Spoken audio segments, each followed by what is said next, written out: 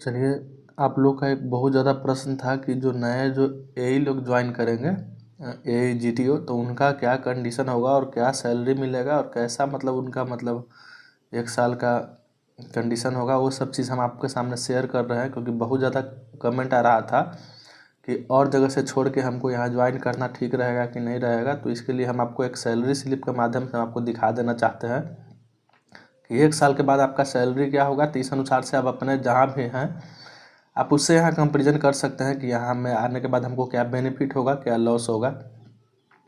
तो चलिए, हम आपके सामने एक सैलरी स्लिप रख रहे हैं जो मतलब फरवरी 2025 का है, जो एई एई का है। एई जो रहते हैं उनका है, असिस्टेंट एग्जीक्यूटिव इंजीनियर होगा। और जीटीओ लिखने का मतलब ये हो गया कि जीटीओ कैडर है। तो आपका जब भी पोस्टिंग किया जाएगा तो या तो ट्रांसमिशन में या तो जनरेशन में किया जाएगा। अब सप्लाई में नहीं जाइएगा, सप्लाई वाले का जनरल होता है, कैडर वहाँ जनरल लिखा होगा। लेकिन ये वैकेंसी जो था सिर्फ मतलब जीटीओ कैडर का था, या तो ट्रांसमिशन या तो जनरेशन, बस दो ही में क्षेत्र में आपका पोस्टिंग किया जाएगा। तो देखिए, हम आपको दिखा देंगे कि मतलब आपको 1 साल तो आप कंसुलेटेड पे में रहिएगा, तो लगभग मान के चलिए कि 30,000 के आसपास आपको सैलरी मिलेगा।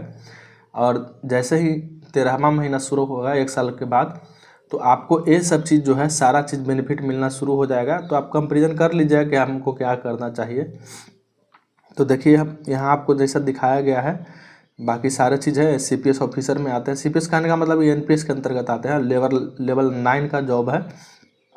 तो आप इसके बाद सब कुछ समझ जाइएगा। ये है जो ट्रांसमिशन में जॉब करते थे, जो ट्रांसमिशन का है, तो वही जीटीओ कैडर इनका भी है। तो ट्रांसमिशन में था, तो आपका भी पोस्टिंग ट्रांसमिशन या जनरेशन में होगा। ज़्यादा उम्मीद है कि सब लोग 90% से ज़्यादा लोग का पोस्टिंग जो है ट्रांसमिशन में ही होगा, क्योंकि कैडर जीटीओ है तो ट्रांसमिशन में ही जीटीओ का ज़्यादा काम होता है।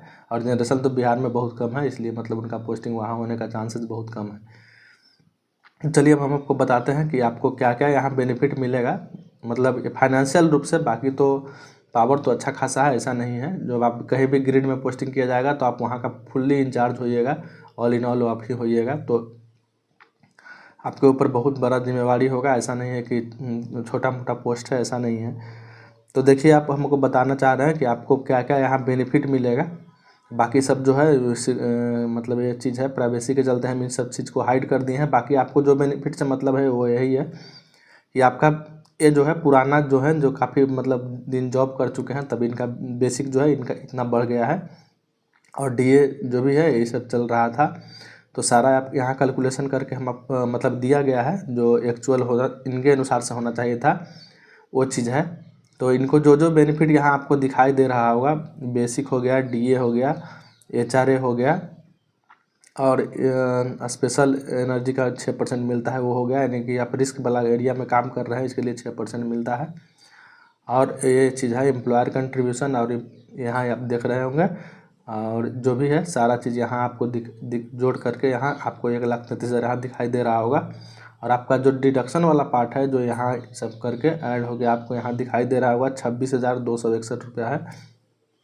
तो इसी से मतलब इसमें इसका टोटल कैलकुलेशन करके जो भी ऐड करके आएगा, और इधर से डिडक्शन का जो भी पार्ट ऐड करके आएगा, दोनों को घटा दिया जाता है। तो उसके बाद जो भी पैसा बनेगा वो आपको मतलब से क्रेडिट होगा। जहाँ आप देख पा रहे होंगे 1,77,126 रुपया इनको क्रेडिट हो रहा था।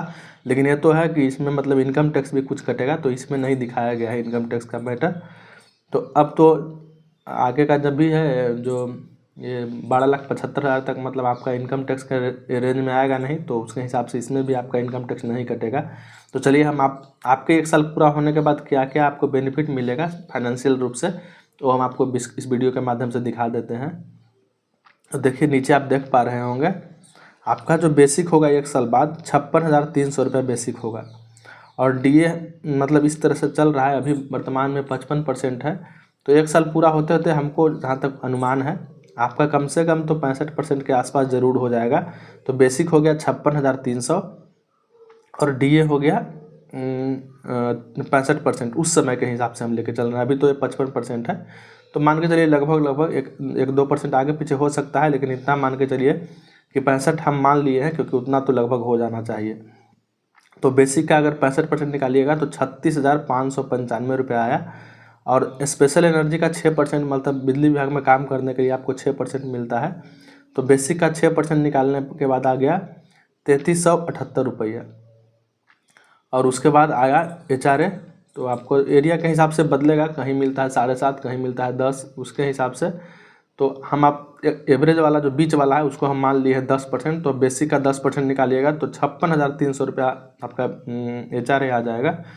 तो यहाँ और कुछ नहीं मिलता, जो भी है यही है। बाकी जो आपको गाड़ी जो व्हीकल्स वगैरह है वो तो आपको मतलब विभाग ही अलॉट करता है, उसमें मतलब आपको कोई बेनिफिट अलग से आपको हायर करने की ज़रूरत नहीं है। आपको एक 4 व्हीलर गाड़ी जो है आपको एक विभाग ही प्रोवाइड कराती है। तो बाकी यहाँ यही है कि बेसिक मिलता है, DA मिलता है, स्पेशल एनर्जी और HRA, सारे को कैलकुलेट करके आप जोड़िएगा, मतलब ग्रॉस में लाइएगा तो 1,19,30 रुपये एवरेज लगभग इसी के आसपास आप उस समय भी आएगा। वही 2-4 एक आध हज़ार आगे पीछे हो सकता है, क्योंकि DA हम एवरेज मान के चले हैं तो हो सकता है एक आध हज़ार कम भी हो। तो वही चीज़ है कि कुल मिला के ग्रॉस आपका हो गया 19,1903 रुपया। अब आपका बात आया NPS के लिए। तो NPS में आपको पता होगा कि बेसिक और DA का 10% मतलब डिडक्ट होता है, यानी कटता है। तो ये दोनों को मतलब जोड़ के अगर उसका 10% निकालिएगा तो 9289 रुपया आपका आ रहा है। और 80 रुपया जो है यहाँ आप देख पा रहे होंगे ग्रुप सेविंग स्कीम, मतलब मान के चलिए कि इंश्योरेंस के रूप में 80 रुपया मतलब विभाग काट लेता है खुद से, मतलब विभागीय रूप से कटता है। तो यहाँ का वही आपको हम यहाँ भी दिखा दिए हैं कि जो आपका ये है 9289 रुपये आपका इधर का NPS वाला आया, बेसिक और DA का 10% निकालने के बाद। और 80 रुपया जो है आपको ये ग्रुप सेविंग में 80 रुपया आपको कटना ही है, चाहे किसी भी पोस्ट पे रहिए, सारे का कटता है, जो भी रहेंगे सबका कटेगा। तो आपको कुल मिला के अब इनहैंड सैलरी की बात करें 1 साल बाद, मतलब फर्स्ट ईयर तो 30,000 के ही आसपास मिलेगा। तो यहाँ आप देखे होंगे ग्रॉस आपका था 1,1903 रुपया, तो यह हम यहाँ रख दिए हैं। और उसमें से डिडक्शन का जो पार्ट था 9289 रुपया, तो उसको भी हम यहाँ रख दिए हैं। और उसके बाद जो है ग्रुप सेविंग वाला जो 80 रुपया है उसको भी हम यहाँ पे रख दिए हैं। तो मतलब ये जो आपको पार्ट है ग्रॉस का जो यहाँ से था ये वाला हो गया, और इसमें से NPS वाला और ग्रुप सेविंग वाला दोनों हम घटा दिए, तो आपका आ गया 92,534 रुपया इन हैंड, मतलब पर मंथ मान के चलिए कि इतना के आसपास ज़रूर आपको मिलेगा। और इसमें आप कंफर्म रहिए कि मतलब आपका ये सब चीज़ करने के बाद जहाँ तक ये है कि आपको इतना ज़रूर है कि आपका सैलरी जो है ये 12,75,000 ज़रूरी है कि एकदम कंफर्म है कि नहीं पहुँचेगा। तो इतना मान के चलिए कि आपको इनकम टैक्स इसके बाद कटना नहीं है। तो आपको इसी के आसपास मान लीजिए कि 90,000 के आसपास आपको 1 साल के बाद आपका इनहैंड सैलरी क्रेडिट होगा। बाकी आपको कंपेरिजन खुद करना है कि हमको कहाँ वहीं जॉब करना है या छोड़ के इसमें आना है।